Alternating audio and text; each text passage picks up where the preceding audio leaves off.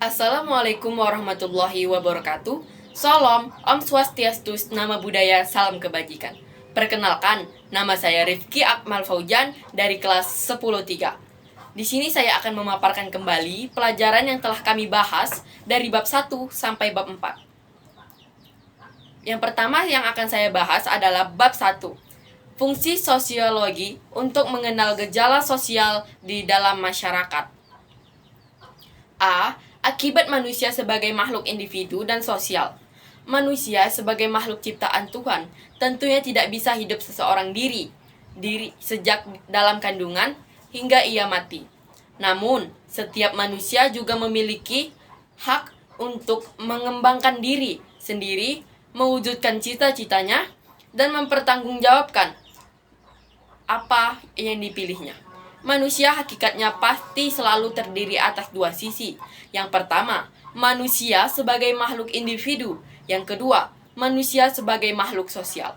Manusia sebagai makhluk individu adalah, menurut Dr. Allison, individu berasal dari bahasa Latin, yaitu memiliki arti yang tidak terbagi-bagi.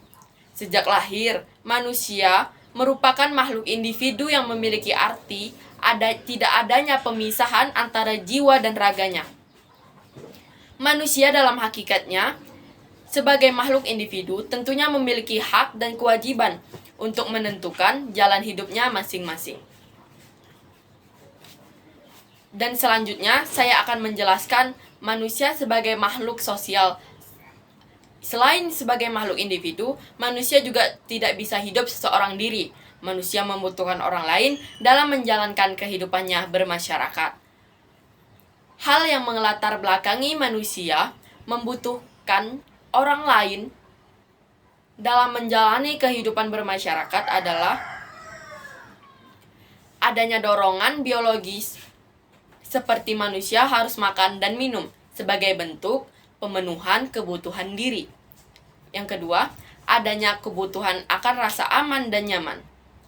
Yang ketiga, setiap aktivitas manusia tidak selamanya bisa dikerjakan oleh diri sendiri. Konsep dasar ilmu sosiologi ada berbagai penjelasan. Definisi sosiologi menurut para ahli. Menurut para ahli, yang pertama adalah Auguste Comte. Istilah sosiologi adalah ilmu yang mempelajari gejala sosial yang menggunakan masyarakat sebagai objeknya. Yang kedua, William F. Cockburn. Sosiologi merupakan sebuah ilmu yang mempelajari antara manusia dengan kelompok-kelompok sosial dalam masyarakat. Menurut ahli yang ketiga, Emily Durkheim. Sosiologi adalah ilmu yang mempelajari tentang fakta-fakta sosial seperti cara berpikir dan bertindak. Yang keempat, Pitrim A. Sorokin. Sosiologi adalah ilmu yang mempelajari hubungan dan pengaruh timbal balik antara gejala sosial dan non-sosial. Yang kelima, Joseph Rothschild dan Roland Warren. Sosiologi adalah ilmu yang mempelajari antara manusia di dalam kelompok masyarakat.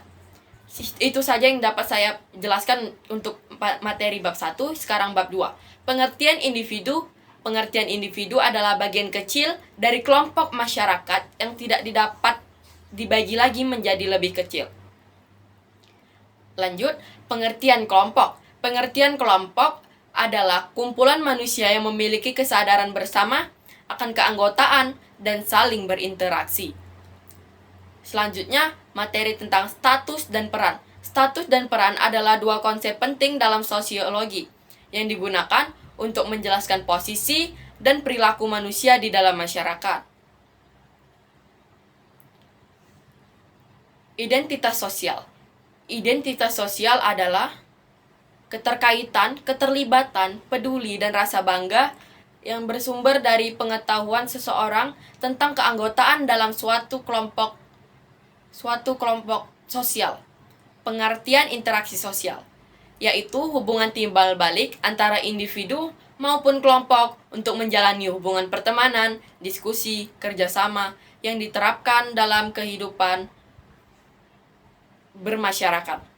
Faktor pendorong terjadinya interaksi sosial ada 6, yaitu imitasi, adalah tindakan meniru perilaku, ucapan, sikap, atau penampilan seseorang. Sugesti. Sugesti adalah tindakan seseorang untuk mempengaruhi orang lain agar menerima pandangan atau sifat yang dianutnya. Identifikasi. Identifikasi adalah kecenderungan seseorang untuk menjadikan dirinya serupa dengan orang lain. Simpati. Simpati terjadi ketika seseorang tertarik kepada orang lain. Empati. Empati adalah perasaan yang mendalam kepada seseorang. Yang terakhir, motivasi. Motivasi adalah dorongan yang diberikan kepada seseorang individu kepada individu lainnya. Selanjutnya adalah bab 3, pengertian norma. Norma merupakan kata yang berasal dari kata Belanda, yaitu norma memiliki arti, patokan, pedoman, atau pokok kaidah. Selanjutnya, macam-macam norma. Ada 2. Yang pertama, norma formal. Yang kedua, norma non-formal. Pengertian sosiologi. Pengertian sosialisasi. Sosialisasi adalah usaha memasukkan nilai-nilai kebudayaan terhadap individu sehingga individu tersebut menjadi bagian masyarakat. Bentuk sosialisasi ada 2, primer dan sekunder. Primer adalah sosialisasi yang dapat ketika kecil, sekunder adalah sosialisasi yang dapat ketika sudah memiliki usia remaja. Selanjutnya, bab 4. Teknik pengumpulan data. Teknik pengumpulan data menurut Sugiono merupakan langkah strategis dalam pengumpulan data. Studi dokumentasi. Studi dokumentasi adalah kegiatan mengumpulkan beberapa dokumen penelitian sesuai dengan masalahnya. Dokumentasi dibagi menjadi 2. Yang pertama, dokumentasi primer, dan kedua, dokumentasi sekunder. Dokumentasi primer adalah dokumen yang menyimpan informasi mengenai hasil observasi dari sumbernya. Dokumentasi sekunder yaitu dokumentasi yang ditulis berdasarkan suatu kejadian atau peristiwa.